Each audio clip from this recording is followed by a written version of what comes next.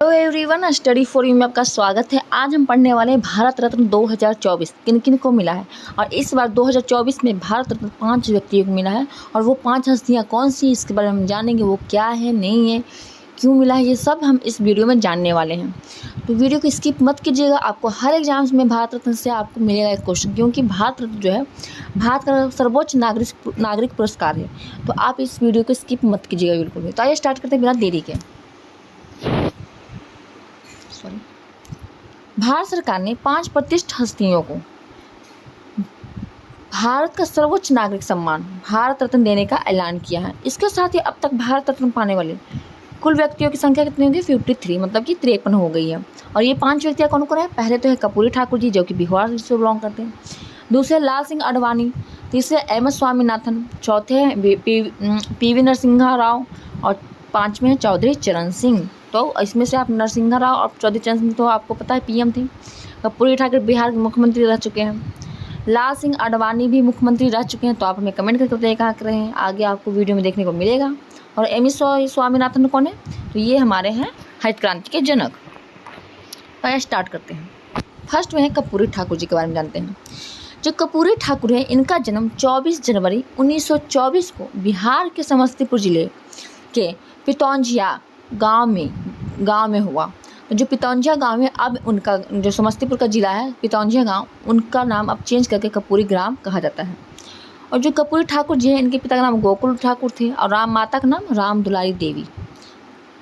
इनका निधन 17 फरवरी 1988 को हुआ। लोकप्रियता के कारण इन्हें जननायक कहा जाता है। जो कर्पूरी ठाकुर इनको जननायक कहा जाता है लोकप्रियता के कारण। इन्होंने 1952 में पहली बार सोशलिस्ट पार्टी के उम्मीदवार के रूप में ताजपुर निर्वाचन क्षेत्र से विधानसभा का चुनाव जीता था कर्पूरी ठाकुर जी। तो ये भी आप याद रखिएगा।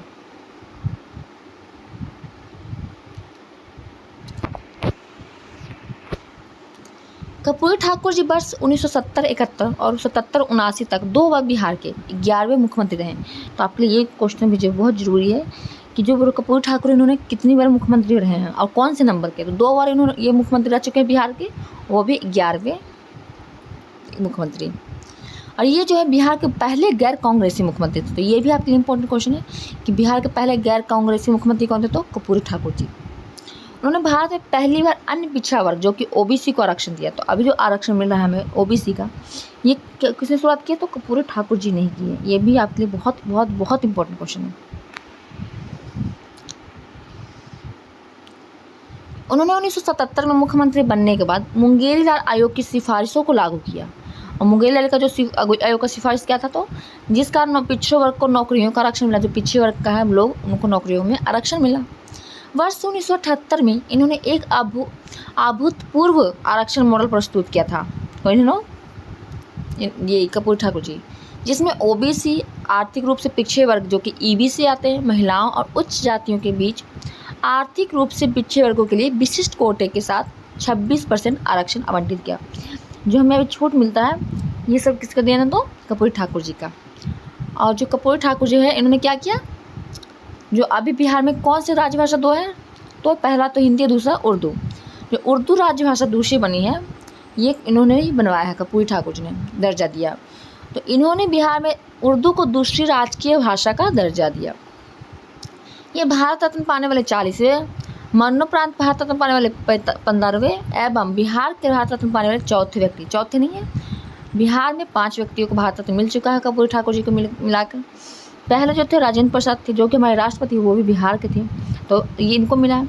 दूसरे जो हमारे हैं उस्मिल्ला खां, जो थे शहनाई के वादक के, उनको मिला है। तो राजेंद्र प्रसाद पहले, दूसरा उस्मिल्ला खां। और तीसरे जो थे जयप्रकाश नारायण जी, लोकनायक जयप्रकाश नारायण जी, तीसरे बिहार के वो भी थे, उनको भी भारत रत्न मिल चुका है। और जो चौथे थे वो विधान चंद्र रॉय, इनको भी भारत रत्न मिल चुका है। और ये 5वें बन गए हैं कर्पूरी ठाकुर जी, जो कि बिहार के हैं, इनको भारत रत्न मिला। तो आप इसको सही कर लीजिएगा, चौथे नहीं, यहाँ 5वें व्यक्ति होंगे। अब देखते हैं लाल कृष्ण आडवाणी। लाल कृष्ण आडवाणी के बारे में हम जानेंगे। तो आइए स्टार्ट करते हैं। भारत रत्न प्राप्त करने वाले 50वें व्यक्ति लाल कृष्ण आडवाणी जी का जन्म 8 नवंबर 1927 को कराची में हुआ, जो कि अब पाकिस्तान में है। उस समय जब 1927 था, उस समय तो क्या है, भारत आज़ाद नहीं था, भारत पाकिस्तान 2 देश नहीं थे। दोनों एक ही थे। तो उसमें इनका जो जन्म हुआ कराची में, और लेकिन अब क्या ये पाकिस्तान का पार्ट है। वर्ष 1942 में आरएसएस से जुड़े लाल सिंह आडवाणी जी, और 1980 में स्थापित भाजपा के संस्थापक सदस्यों में से ये एक थे। इनकी आत्मकथा किताब का नाम है माई कंट्री माई लाइफ। तो यह आपके लिए इंपॉर्टेंट क्वेश्चन हो जाएगा, क्योंकि इनको भारत रत्न मिला है, तो पूछ सकते हैं कि लाल कृष्ण आडवाणी जी का कौन सा बुक है। तो माई कंट्री माई लाइफ। इन्होंने राम मंदिर के समर्थन के लिए 25 सितंबर 1990 को सोमनाथ तक अयोध्या का यात्रा किया। तो सोमनाथ से लेकर अयोध्या की यात्रा ये किए स्वामीनाथन जी, सॉरी लाल कृष्ण आडवाणी जी। कब? 1990 में। और या इसी यात्रा के दौरान उनको 22 अक्टूबर 1990 को समस्तीपुर में गिरफ्तार कर लिया गया। अप्रैल 1970 में जनसंघ सीट से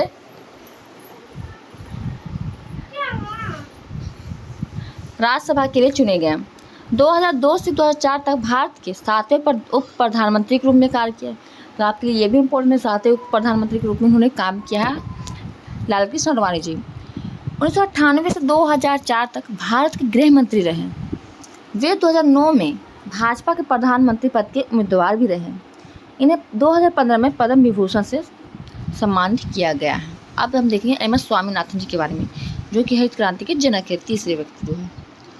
भारत की हरित क्रांति के जनक कृषि वैज्ञानिक एम.एस. स्वामीनाथन का जन्म 7 अगस्त 1925 को तमिलनाडु के कुंभकोणम में हुआ था। जो एम.एस. स्वामीनाथन कहाँ के थे? तमिलनाडु के। इनका जो जन्म हुआ था कुंभकोणम में। इनकी मृत्यु 28 सितंबर 2023 चेन्नई में हो गया। हाल ही में इनका मृत्यु हुआ है। स्वामीनाथन को कई प्रतिष्ठित पुरस्कार प्राप्त हुए, जिनमें से शांति स्वरूप भटनागर पुरस्कार मिला इनको कब? 1961 में। रेमन मैग्सेसे पुरस्कार 1971 में मिला एवं अल्बर्ट आइंस्टीन विश्व विज्ञान पुरस्कार 1986 में इनको मिला। इनके साथ ही इनको पद्मश्री 1967 में, पद्म भूषण 1972 में और पद्म विभूषण 1989 से सम्मानित किया गया। Next PV Narasimha Rao.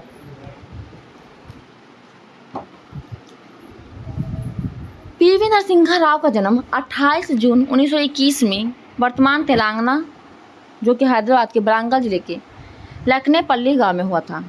इनका पूरा नाम था पामुलापति वेंकट नरसिंह राव।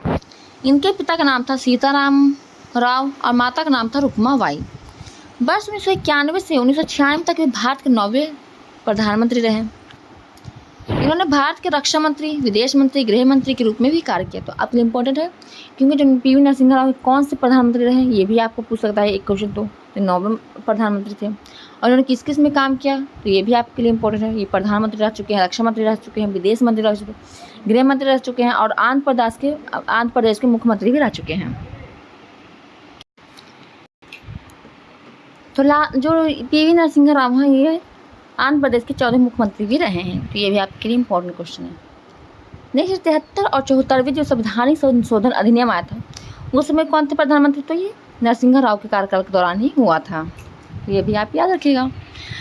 और हमारे 5वें जो चौधरी चरण सिंह के बारे में जानेंगे। चौधरी चरण सिंह ये भी प्रधानमंत्री रह चुके हैं और ये कौन से नंबर का? तो 5वें प्रधानमंत्री रह चुके हैं। तो ये भी आपके लिए इम्पोर्टेंट है। तो आइए स्टार्ट करते हैं, इनके बारे में जानते हैं। इनको भी मिला है भारत रत्न 2024। चौधरी चरण सिंह का जन्म 23 दिसंबर 1902 को उत्तर प्रदेश के मेरठ जिले के नूरपुर में जाट किसान परिवार में हुआ। तो जो चौधरी चरण सिंह है इनका जन्म उत्तर प्रदेश के मेरठ जिले में हुआ और नूरपुर में जाट किसान परिवार में। इनके जयंती पर 23 दिसंबर को राष्ट्रीय किसान दिवस मनाया जाता है। तो 30 दिसंबर को राष्ट्रीय किसान दिवस इन्हीं की जयंती पर मनाया जाता है। इनकी मृत्यु 29 मई 1987 को हो गई थी।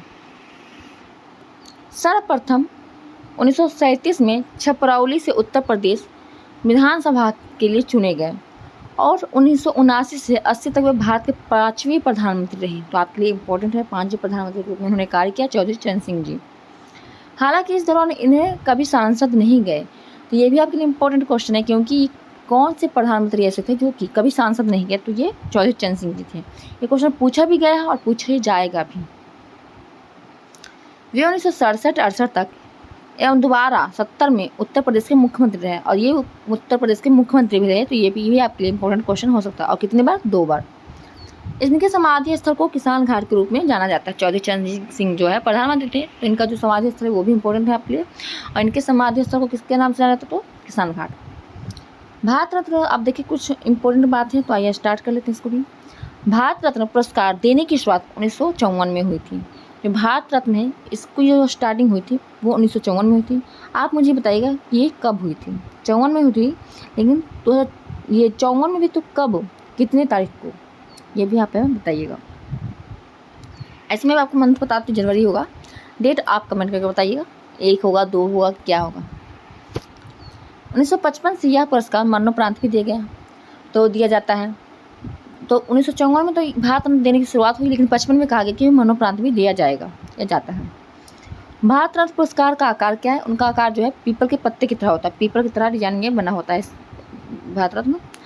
और खेल जगत में भारत रत्न पाने वाले पहले व्यक्ति कौन थे? तो सचिन तेंदुलकर जी थे। भारत रत्न देने की सिफारिश कौन करता है? प्रधानमंत्री करता है। और देते कौन है? राष्ट्रपति। भारत रत्न देने की सिफारिश प्रधानमंत्री द्वारा की जाती है कि किसको दिया जाएगा। भारत रत्न पुरस्कार जो है वो सफ़ेद रंग के फीते में पहनाया जाता है। तो आपको ये वीडियो अच्छा लगा होगा आशा करती हूँ, और आपको ये हर एग्जाम में देखने को मिलेगा, क्योंकि आप सभी पता है भारत रत्न सर्वोच्च नागरिक पुरस्कार है, और इससे आपको हर एग्जाम से क्वेश्चन पूछना ही पूछना है। तो आप किसी भी चीज़ की तैयारी करें तो इसको एक बार पढ़ के जाएगा, रिवीजन मार के जाएगा। चैनल पर नहीं तो चैनल को प्लीज़ सब्सक्राइब कर लीजिए ऐसी वीडियो पाने के लिए, और वीडियो को लाइक और शेयर जोरदार तरीके से कर दीजिए। नेक्स्ट वीडियो आपको क्या चीज़ का चाहिए आप हमें कमेंट करके बताइए। बायोलॉजी चाहिए, केमिस्ट्री चाहिए, हिस्ट्री चाहिए, किस चीज़ की चाहिए आप हमें कमेंट करके बताइएगा। और करंट अफेयर्स में क्या चाहिए वो भी हमें कमेंट कीजिएगा। फिर मिलेंगे नेक्स्ट वीडियो में, तब तक के लिए जय हिंद, बाय दोस्तों।